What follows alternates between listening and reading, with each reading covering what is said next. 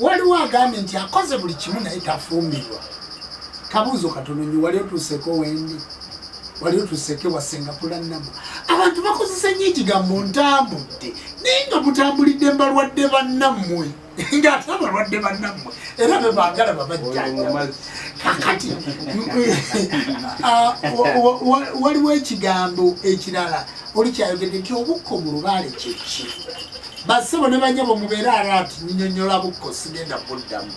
Obukko ogenda n'obeera nga wasamira nga ne bano baganda bo tibaasamira nga ne bano bajjajja abo baasuula lubaale. Kati gwe n'ogenda n'osamira, bw'ogenda n'osamira n'olya ebijjulo bya lubaale oba n'okola emikolo gya lubaale, laba bw'oddayo ku mbaga ewammwe ne weegatta ne banno ne mulya emmere y'embaga nga kijjulo kyokka nga kiri ekya lubaale tebaakiryako.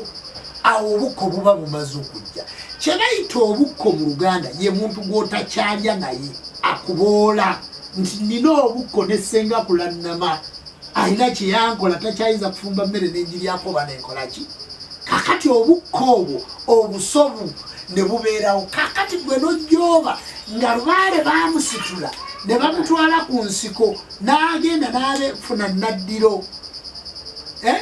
Bamusuula ku nsiko ne basuulako ebibbo, engabo zino, ensawo, nfudde. Bwe babisuulako Suubisaso n'alokoka ne bayisaako muliro ne bookya. Kati lubaale buli wajja ku mutwe ab'omujja bubumbuzi nze kiwanuka nze Lubowa nze Lubowa njabbawo obugagga nga n'amaduuka bagaggala kubanga alimu naddiro ajja abumbujja buki bubumbujja era lubaale eyo mumulaba abukwata omuntu amubambulira amusuula eno mabanja. Eriyo ne bajjajjaabwe abaasuula lubaale ku ttale ne bamusuula ne bamumatwala mu bakyaki ebiseera by'amakyaki g'abalokole bwe bajjira ne batandika okugamba muleete ebyo twokye diamond bisimanyi baabiyitanga diamond by then muleete twokye oyo yonna omuba mumaze okuyingiramu obukko mu kika kyammwe gwe ne bawa akazaalibwa jjo ng'olina emyaka 18 olede lubaale waliwo famireyo olunyiririrwo lwateekamu obukko aye ne watabaawo amuddaabulula.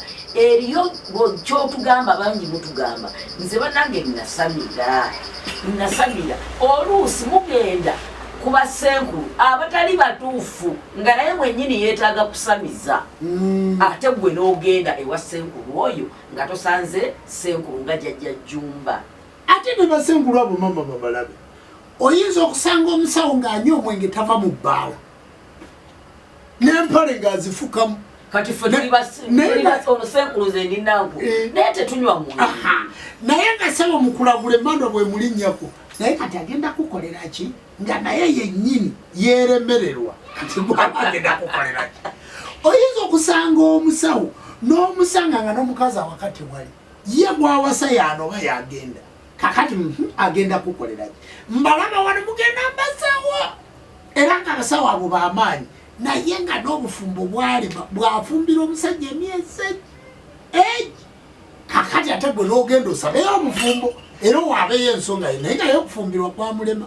Naye basebo mami togenda kuzaala bebi nga nnyiza obutazaala ogenda kuzaala akanagala njina emyaka emitenyo bwegiti okitegedde. Kakati waga nti nga b'oluzaalo otunula ku Nabukeera n'otunulira ku Nabisaso n'otunulira ku Bisaso n'otegeera nti omukazi azaala amanyi okuzaala bwakugamba nti munange obufumbo nze Namma ntegeera obufumbo n'otunulira ku Jjumba Ssaabakabona n'otunulira ku ye nokandi abantu bano balina laavu ne mu lubaale babeera bonna ne ku nnyonyi babeera bonna.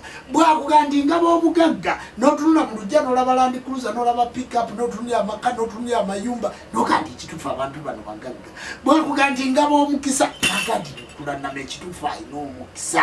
Jjumba kwegamba mutunuulire n'omuntu gy'olaga era muyina n'eŋŋombo akasawo akanaku ako keekakola